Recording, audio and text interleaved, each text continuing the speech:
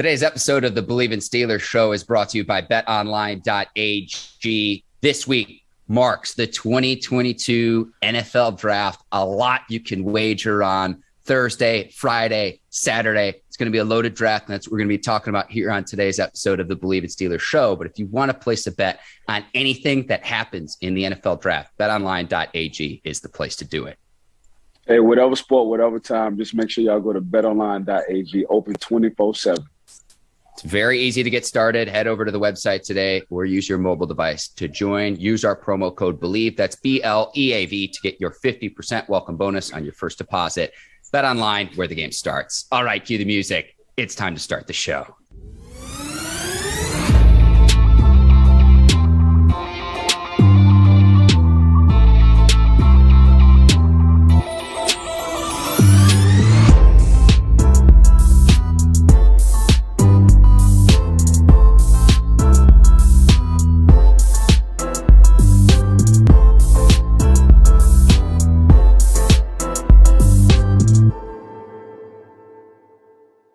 Welcome to the Bleav in Steelers show on the Bleav Network. I'm your host, Mark Bergin, joined as always by my guy, two-time Super Bowl champion and 12-year veteran of the Pittsburgh Steelers, number 24, Ike Taylor. IT, it is draft week.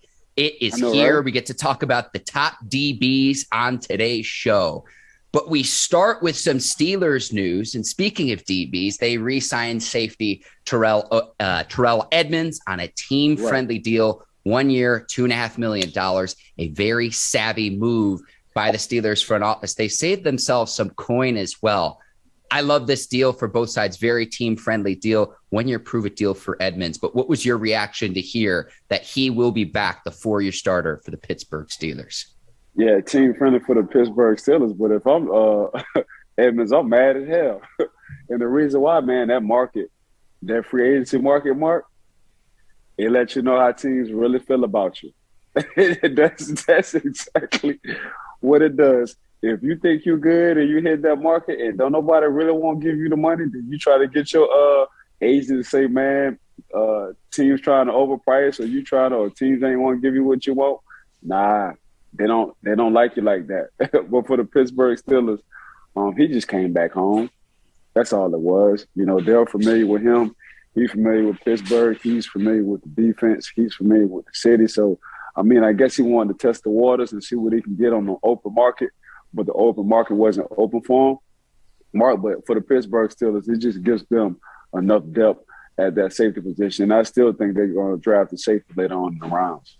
Yeah, I don't think as big a priority needs to be on the safety position for the Steelers. But Edmunds, who is the top pick in the 2018 draft for the team, has started 60 of 64 games in the past 4 years. He's only missed one game in the process. He's not a star player, but he is reliable. I think he played his best season in the 2021 season. He had 89 tackles, 8 tackles for loss, 2 interceptions, 6 pass breakups. He had offers from the Dolphins and the Bengals, but he elects to stay with the Steelers. Now, Steelers, again, the reason I say it's a savvy move is if they would have picked up his 5th-year option, they would have owed Edmunds $6.75 million. They get him back at $2.5 million. So they save some money there. But Edmunds, if he continues to play well, look, every player is not going to be a star player, but he is reliable. I like the way he pairs with Minkah Fitzpatrick. To me, this was a nice signing by the Steelers. It fills a hole. And now you can prioritize other needs that you have in this week's draft. Yeah, availability is the best ability. And that's one thing you can say about Edmunds, regardless on how you feel about his play. Like, he's always available.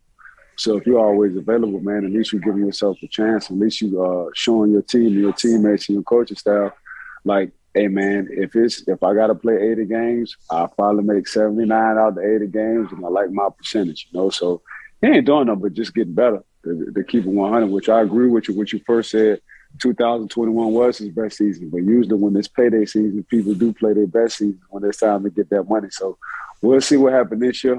Pittsburgh always have been savvy, whether it's the front office, whether it's doing contracts. They didn't want to pay him that 5th-year deal. They let him go.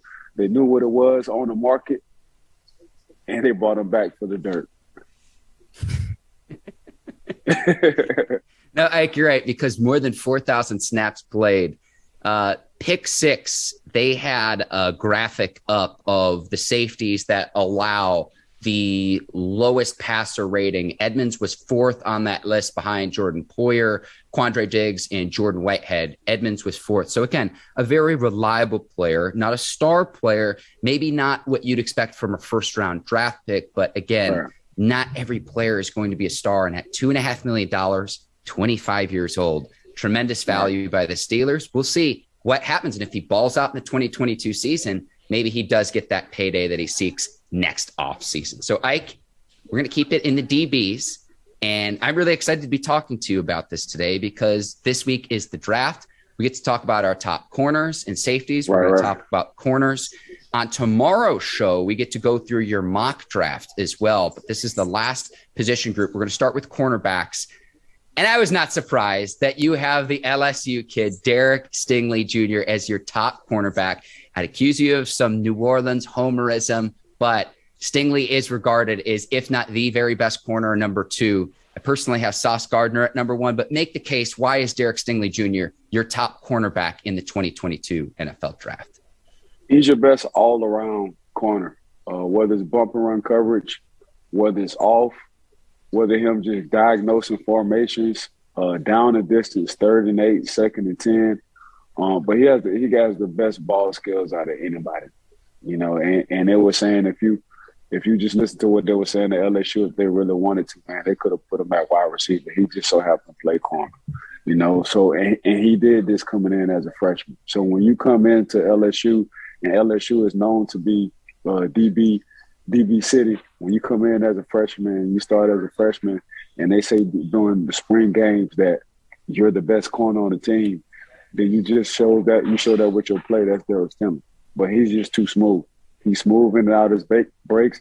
And when you look at a corner who can catch the ball, you kind of look at a corner who's a very good coverage guy, like, okay, can he tackle? That's exactly what he can do. So he's able to diagnose plays ASAP. Them quick screens, the reverses, quarterbacks getting loose, running backs trying to pop out to the outside, him shedding, taking on blocks. He does that, and we call that a want to. You know, when it comes down to tackling, you got to want to tackle for a cornerback, and that's what Derek Stingley does. So for me, he just checked out everything. You know, he checked out all the boxes when it came down to it. So for me, he's the best all-around corner. You know, usually a lot of guys panic when the ball is in the air. PBUs, they catch flags, they hold. He don't do none of that. You know, he turns around and he becomes the receiver. So what you preach as a coach to your DBs, like, hey, when the ball is in the air, become a receiver. A lot of guys can't get their mind and wrap their mind around that. But Derek Stingley, man, when it came down just to be able to do everything, whether he was bump and run, whether he was off, whether he was diagnosing plays, whether he was catching picks, whether he was making tackles behind the backfield, he could pretty much do it all. And he do it all without even making it look hard, Mark. I wrote down a list of receivers who Stingley went up against in practice at LSU. Jamar Chase, Justin Jefferson, Terrace Marshall Jr. You're going up against the best of the best at the receiver position opposite you. That only has to bode well for Stingley. The word of warning I have is, you said last segment we were talking about Edmunds, the best ability is availability.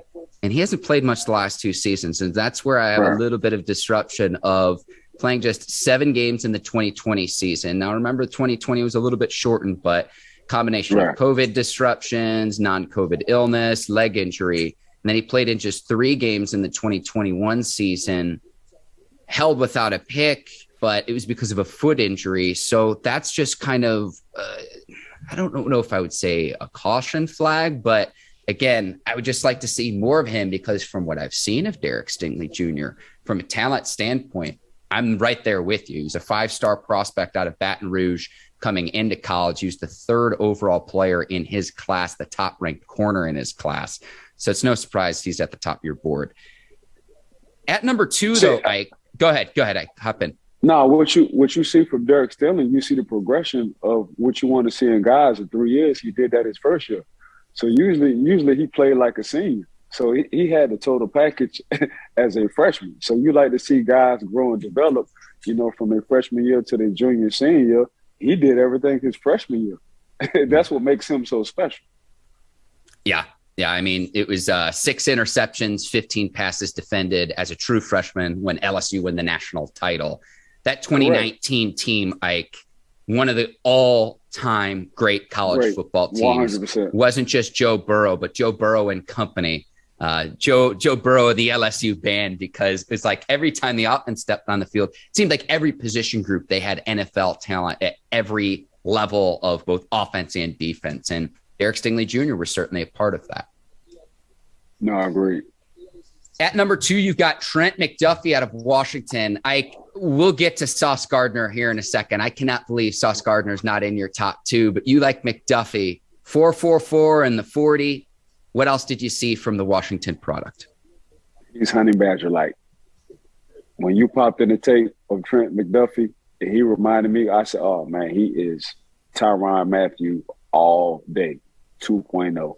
Just all over the field, just a football player, just good instinct, just something, everything you look at it as a coach. So, they say open field tackler. You got to stay up. You got to stay upfield, up shoulder, because if you get your head behind somebody, they're gonna always break the tackle. You got to get your head across. He just played that all the time. When it just came down to open space and catching picks and gambling, he was the hardest gambler I see. Usually, guys are afraid to gamble because they always second guess themselves. He didn't at all. If you watch Trent McDuffie and just see how he played over the course of the season, man, he just made plays. He made plays in the open field. He made plays reading routes. He made plays in the backfield. And when it came down to gambling and having the attitude, that's just what he did. Now, he's 5'11" some change. Well, man, I can take that all day because Tyrann Mathieu is not even 5'11". Tyrann is like 5'10", maybe 5'9". So when I watched Trent McDuffie, man, I just looked at the total package. Like, he can pretty much do it all. He's a football player. You can put him anywhere. You can put him at safety. You can put him at free safety, strong safety, slot corner, or corner, lock out somebody on the outside. The same thing you can do with Tyrann Mathieu. When Tyrann Mathieu first came into the NFL, you could put him at corner. You could put him at slot. Now he didn't transfer himself into a free or a strong safety. And he's not that big in size, but he plays big. The reason why Tyrann Mathieu will play so long in the NFL because he has a high IQ. Trent McDuffie will be the same way when it comes to it. And I always look at picks. We're gonna get down to Sauce coming in at the third, but it's a difference between being the PBU guy and being the interception guy. And I explain that on my next one. I'll make one correction to something you just said. As someone who considers himself a little general, said 5'9". It's 5'10" if you're generous. If you're Tyrann Mathieu, 5'10" if you're generous is the key phrase there. Right. He's 5'9". If you say he's 5'10", he's 5'9". It doesn't surprise me about McDuffie with good ball skills. Former high school receiver, Ike, so understands how to track passes in the air. One other thing, too, and this was a scouting report I read about McDuffie, which kind of cracked me up. This is a direct quote from one scouting report. It says, his tape was pretty boring to watch, I'm not going to lie, because opposing passers rarely threw to his side. So, shut down Mark, corner. I'm telling you, this dude, he reminds me of the Honey Badger. His attitude, the way he plays, he got a chip on his shoulder, but it's not any kind of cockiness. You can just tell he's super confident. And for you to make plays and gamble and trust yourself and trust your instincts like how McDuffie does, that's why I had him at number 2, man. You're gonna get a steal, and it's hard. It's hard to find a guy who can play in the slot and outside. Usually the guys we're talking about, they just usually outside guys. But when you can get a guy who can play multiple positions, man, I'm talking about Trent McDuffie right now. Yes. Okay, let's go to number 3, and this is where you have Sauce Gardner out of Cincinnati, 6'3", 190, a 4.41 in the 40, did not give up a touchdown pass in his college career. And this stat, which I absolutely love, passes thrown his way in coverage, generated a 31.8 passer rating, which means quarterback would be better off just throwing the ball into the ground on every play instead of throwing his way. Sauce Gardner's number 3, but Ike, why was he lower on your list behind both LSU's Derek Stingley Jr. and Washington's Trent McDuffie? Because he didn't have enough interceptions, and he played, his bump and run is his strength. He's the best bump and run corner in this NFL draft, in my mind. But you got to be able to play off. Because when teams look at you as a bumper run corner, you know what they do? They take their guys off the line and they put them in motion. So now they're trying to take the strength away from you. So how you gonna react and respond off coverage? And the reason why I had Trent and the reason why I had Stingley before Sauce, because they displayed both on and off. They made plays both on and off. And this wasn't PBU City. This was interception city for Trent McDuffie and Derek Stingley. So Sauce, yeah, he's always in position. But when it came down to the interceptions, he always wasn't making the interception. It was PBUs. Now you can't say you can come back at him and be like, you know what? When you're in bumper run coverage, man, it's hard to get PBUs because you're usually one-on-one and it's hard to track the ball because your back is turned towards the quarterback. So here go Trent McDuffie and Derek Stingley. They made that part look easy. You know, for Sauce Gardner, you can tell he's truly a corner. For Trent McDuffie and Derek Stingley, they played receiver a lot in high school, and you can see the transition when the ball is in the air, they become ball hawks. So that's the difference, and that's why I had Sauce Gardner at number 3 when it came down to my cornerbacks. But man, you just want to talk about a dog. If you're looking for a dog, if you're looking for a Jalen Ramsey kind of body, if you're looking for somebody who can play inside and out, for me, Sauce Gardner, when it came down to these cornerbacks, he was the best blitzer, and I see why. So when you're 6'3", damn near 200 pounds, you close speed real fast on your opponent, and that's what he did. So for me, man, I'm pretty tall. I was 6'2", but I wasn't a good blitzer at all.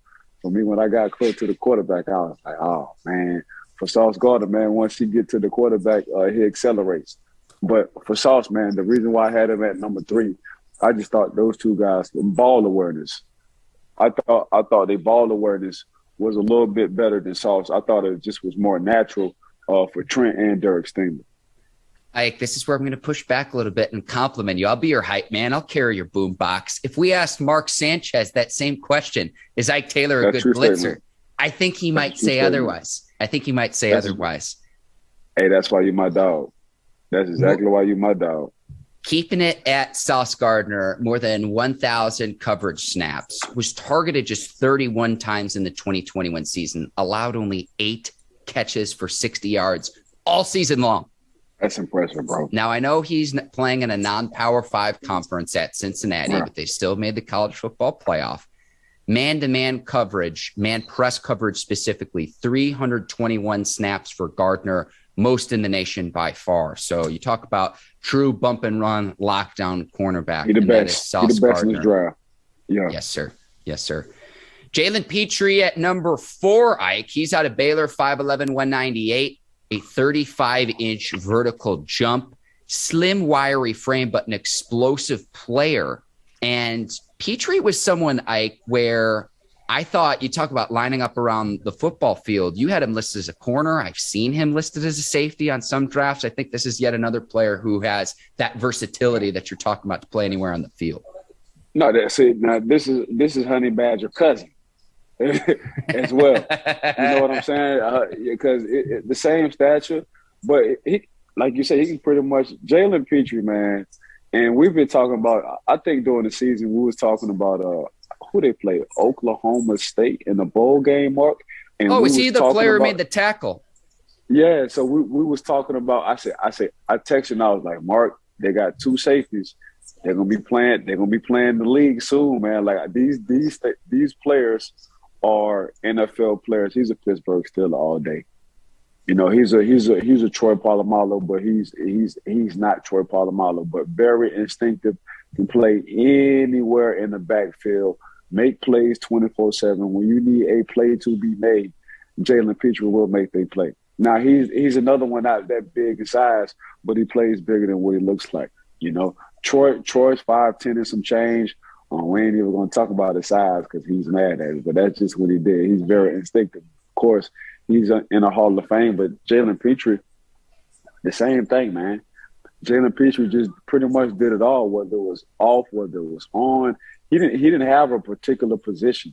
You can say he's a corner, but if you wanted to as well, Mark, you can say he's a safety too. So we can put him at safety or we can put him at corner. You know, the only position he can't play on the defense is middle linebacker on the defensive line. But other than that, when you watch Jalen Pitre, man, Jalen Pitre played everywhere in that secondary, whether it was in the slot, whether he played outside linebacker because he was the nickel, whether he played corner because the team's best receiver was on the outside, or whether he played safety because the teams had the best tight end. He pretty much just did it all. But I like when he tackles. When he tackles, he's ball searching. He's just not tackling just to make the tackle and get up and say, man, I hit you hard. He's tackling to rip that ball off. So for me, man, he became one of the best ball searchers in this draft, Mark. Like, it was his teammate Jaren McVeigh who made the game-winning tackle in the bowl game against Oklahoma State. And so that was in it was the Big 12 championship game. Right. Game was. Yep. That was just a thrilling finish where it came down to the final play. The Oklahoma State quarterback tries to reach for the pylon, and that's where you say, hey, game of inches. And so it was his teammate, Jaren McVeigh, also a safety, who's very, very just a talented player. And those guys were flying all over the football field. In that game, the Baylor secondary intercepted Oklahoma State's quarterback 4 times in that game. So talk about flying around the football field, and there you go. And that is Jalen Pitre out of Baylor. Let's keep this rolling, though, Ike. Andrew Booth Jr. out of Clemson is your number 5 cornerback.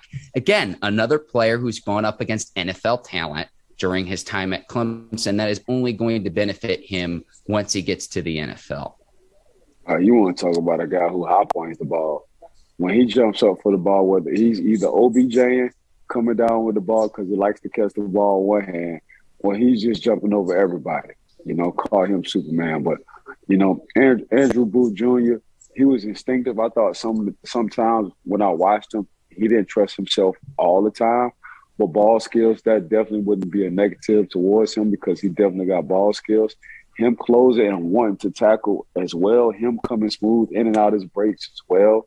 Andrew Booth Jr., that was him. Like you said, man, he played in the division where he knew he was going to play, potential NFL receivers. And all he did was show out. So for me, he was the best guy in Clemson secondary. And I think that's saying a lot. And he played with a lot of swag. Him playing bumper run coverage, he was a great bumper run coverage as well. Not as good as Sauce Gardner. I don't think anybody is good as Sauce Gardner. But I did like the fact, for a tall corner, him being off and able to display and diagnosing and recognizing formations and making plays, not only when you bumping, but when you off the field, when you playing off coverage as well. But, man, I like the fact that he's a good red zone guy. When I got down to his red zone, when I got down to teams not understanding his bumper run was his strength, let me get him off and see if he can diagnose these plays and on off. That's exactly what he did. He took the challenge. So, for me, Andrew Booth, man, he's a heck of an athlete. I just want him to start diagnosing plays when he's off faster and being more instinctive.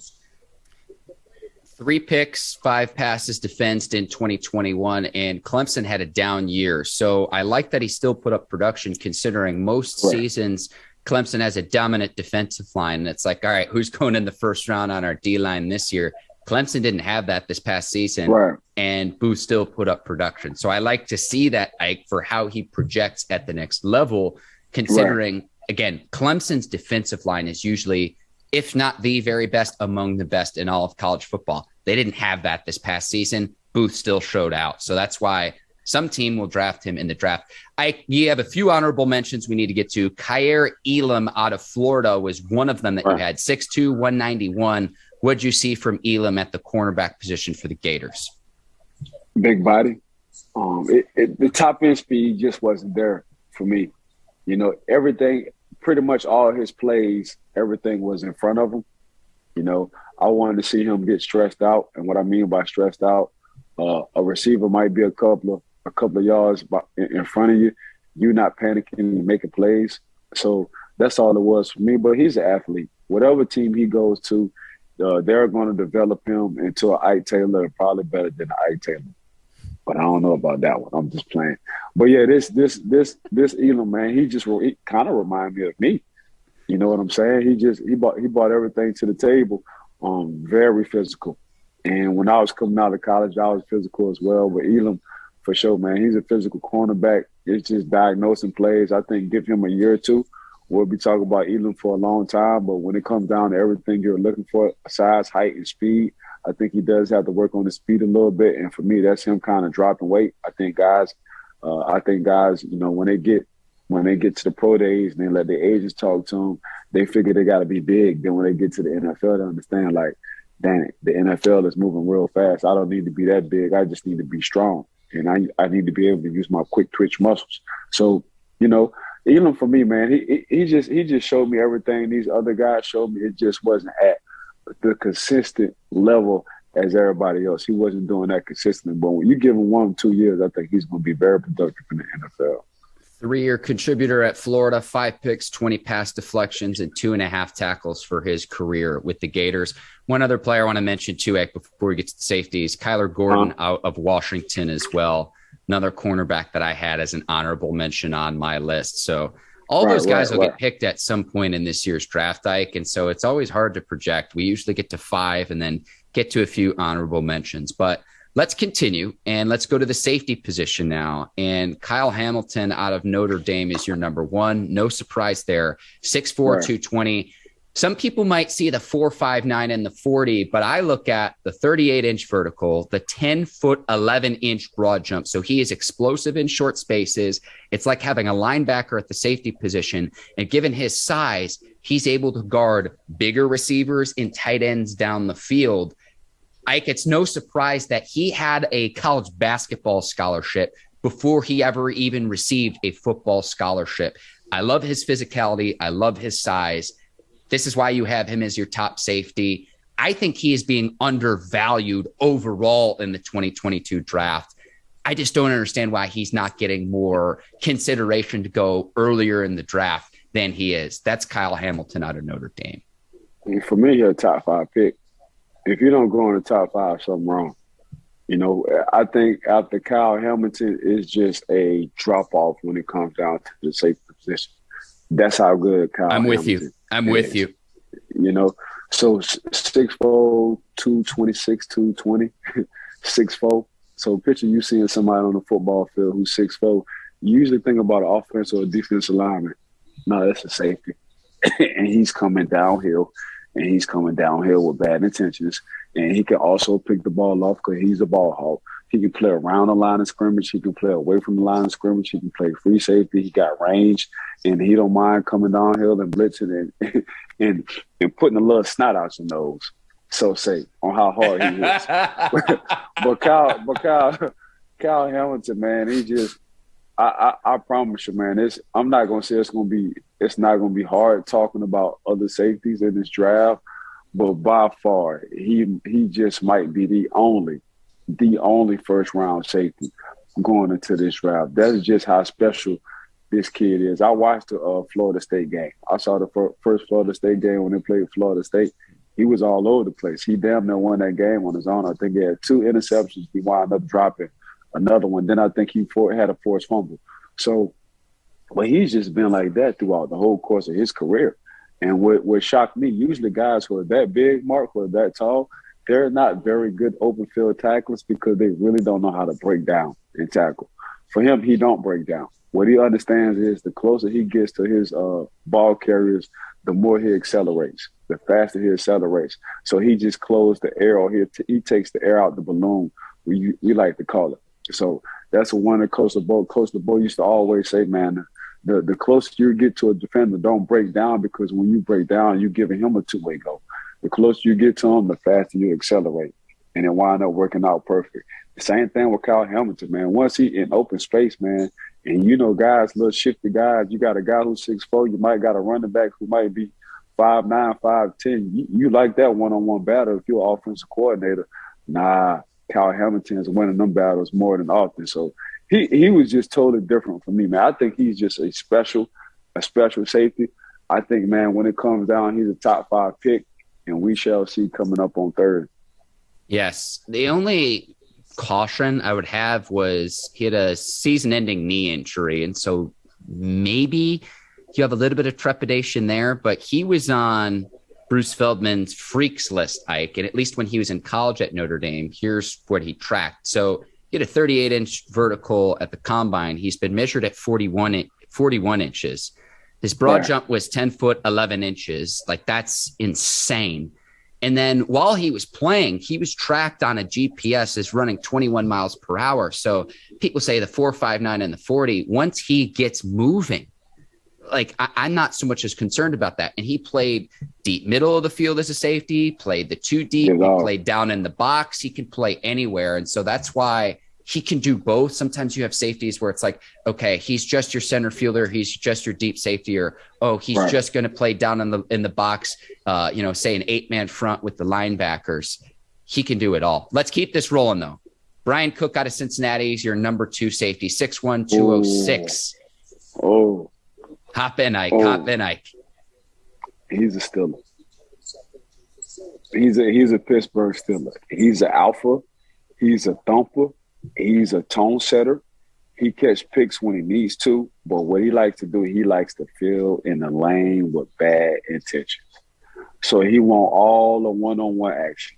And with the one-on-one action that comes with a two-piece, let a guard pull for a running back, he's blowing the guard and a running back up.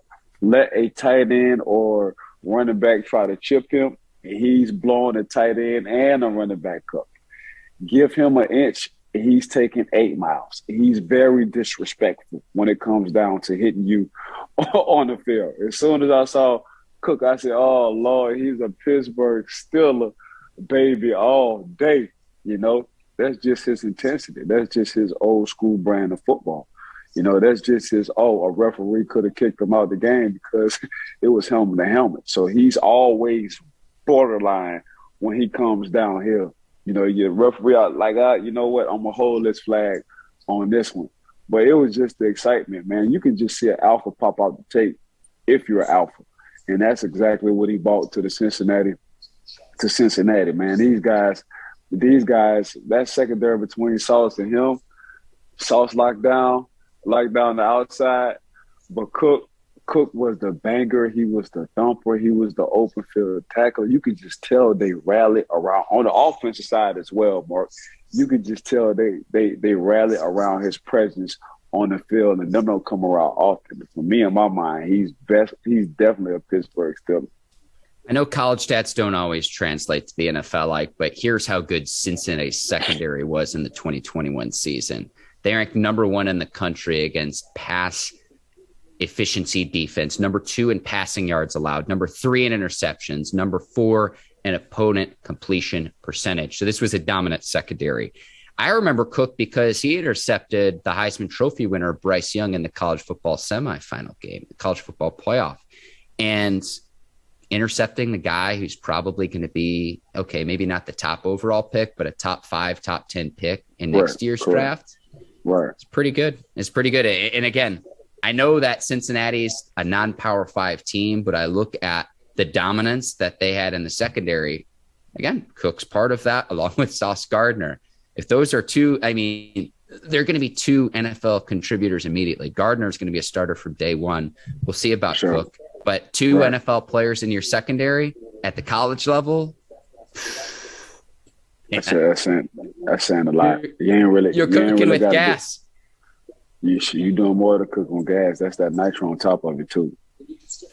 All right. Georgia's Lewis Cine is number 3. Ike, 6'2", 199, a 4.37 in the 40. So he's one of these safeties who's not quite as big as you could get at the safety position. But you talk about flying around the football field, 36.5-inch vertical. And he had like the longest broad jump of any prospect we've talked about, of any prospect in the 2022 draft. 11 feet, 1 inches in the broad jump, Ike. Like the world record, I think, is like 12 feet, 6 inches. So you say you can jump 11 feet, you can just fly around the football field. And that's what I saw from Cine. That's what I noticed on tape as well. Athletically, just a speed demon and an absolute freak when it comes to flying to the football. Yeah, you get him with a good defensive coordinator and let him use his athletic ability, it's going to be a wrap. You can't give too much to Lewis Cine. And what I mean by that is some guys you just got to let the athleticism just take over because they're superior in that part, and that's exactly what Georgia did. Georgia just had a bunch of athletes when it came down to that defensive side, and Cine was one of them. So the thing about him, what I did like was what you were talking about. It was the closing speed, Mark. I'm talking about he was running past people to make the tackle. You know what I'm saying? Whether it was a linebacker, whether it was another one of his safety, whether it was a cornerback. I don't care if he was 5 yards closer than Cine. Cine was coming. He was coming not only with bad intentions, he was coming and he was beating you to the punch. The only thing I would have a question mark on him, Mark, would be his size. You know, he looks more like a corner. And if you thought he played offense, he looks more like a wide receiver than a safety body. But I've seen this before, and he went to Georgia as well. When you looked at Hines Ward and you looked at how he was built, you was like, he's not a receiver. Till you put that helmet and that shoulder pads on, and then he starts smiling at you and knocking you out, you're like, oh, yeah, he's a heck of a football player. And this is Lewis Cine right now, man. He's just a heck of a football player. But I still think he kind of needs to develop, because when it came down to making plays and catching interceptions, he was more of a PBU guy. And he liked things to be in front of him as well. Instead of tracking the ball down when it's in the air, he likes to see everything, so he feels comfortable that way. So he's another one of these prospects where he has to get comfortable feeling uncomfortable when it comes down to the ball skills. Ike, I like how you compared Cine to another former Georgia Bulldog, your former teammate, someone we've had here on the Bleav in Steelers show, Hines Ward. Then number two, I like the comparison to an offensive player. Like, well done, Ike. Well done. That's rare. It for me, it's just his body type. You know, when you see him, he's lanky, and he's lanky and skinny. You would think he's a basketball player, but he just so happened to be a bona fide football safety.